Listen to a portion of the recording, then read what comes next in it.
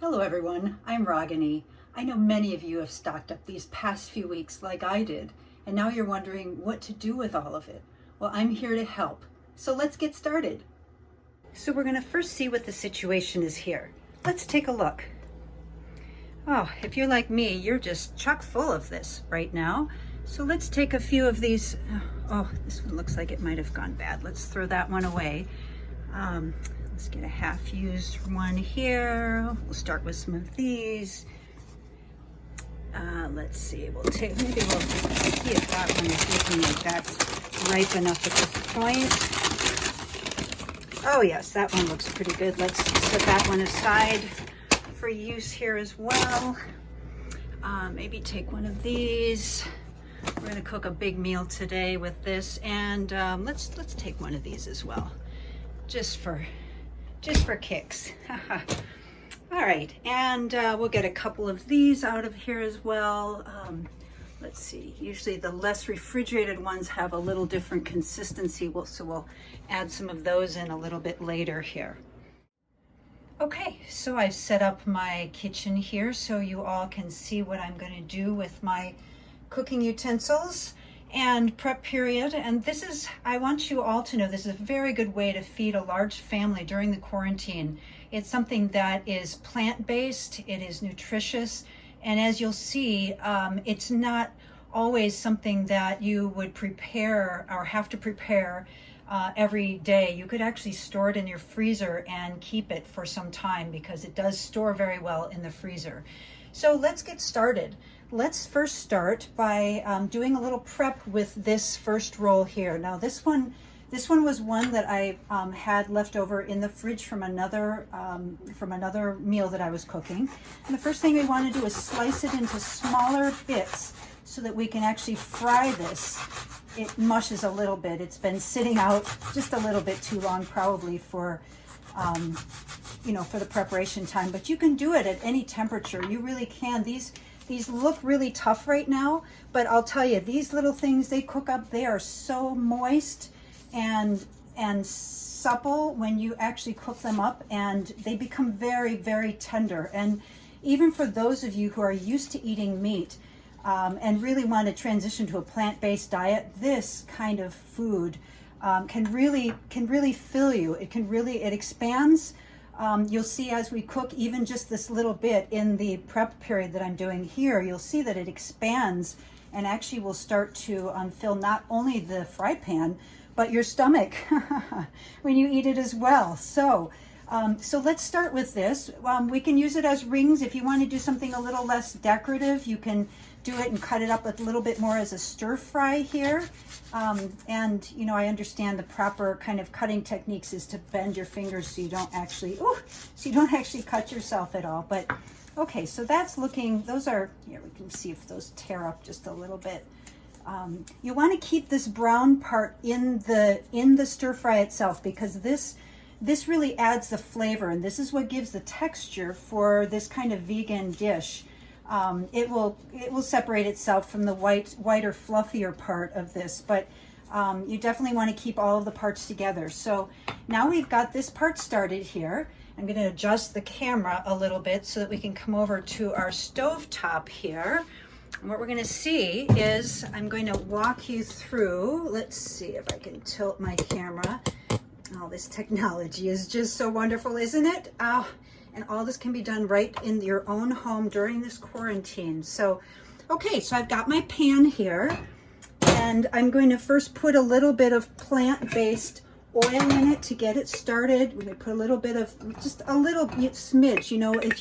If you're real careful about the fat in your diet, you certainly don't need to add very much. You just want to put a little bit so that the items don't stick to the pan. We're going to turn our pan on and get that warmed up. I'm using a gas stove, so it'll cook a little bit quicker than the other stove tops that are electric. I do prefer a gas because you can get some really nice flavors. And as you'll see, when we add this material in here, the cooking items into the frying pan, you'll see the flavors and everything will start to really blend out. And if I almost forgot to peel. I do have a peeler that, one of the techniques for taking with this this brown part is to actually peel it with a peeler. I'm not going to do that today because it makes a little bit finer of a consistency, and I want you to see all the bright colors that come out of this.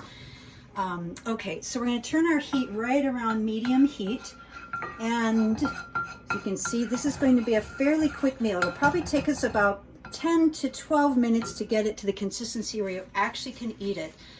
All right, so we're going to put this in here, get those turned in here.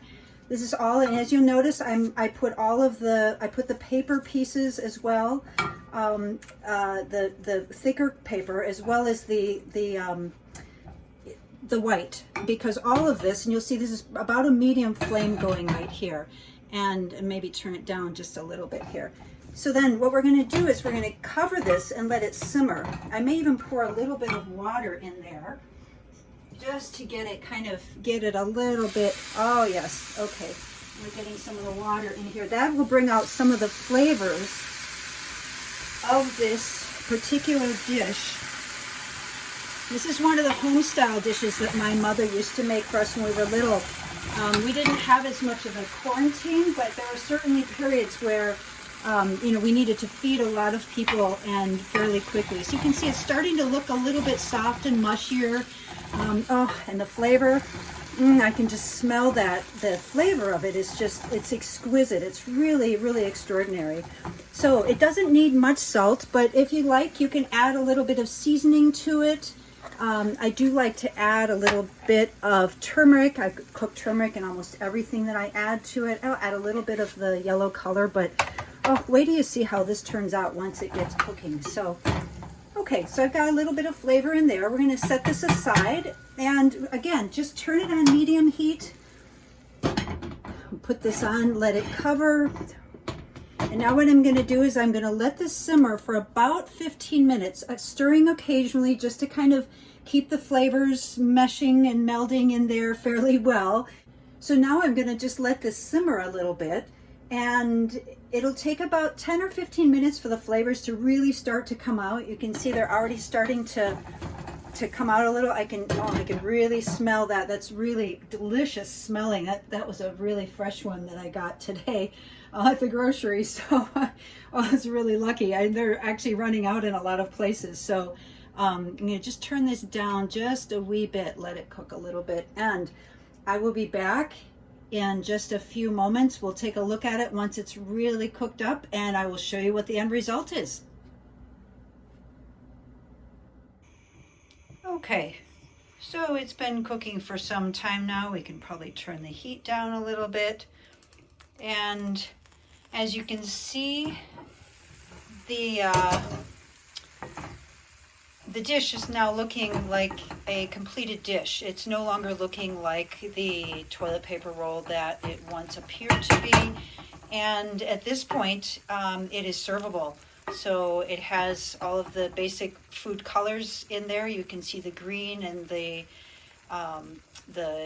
orange here. These are all natural occurring beta carotenes that existed in a plant-based diet that comes from the toilet paper roll. For those of you who are wondering and wanting to start on a plant-based diet, this is an excellent way to get started, as when you cook it, the additional flavors emerge out of this. This will also freeze very nicely. You can freeze it for months at a time.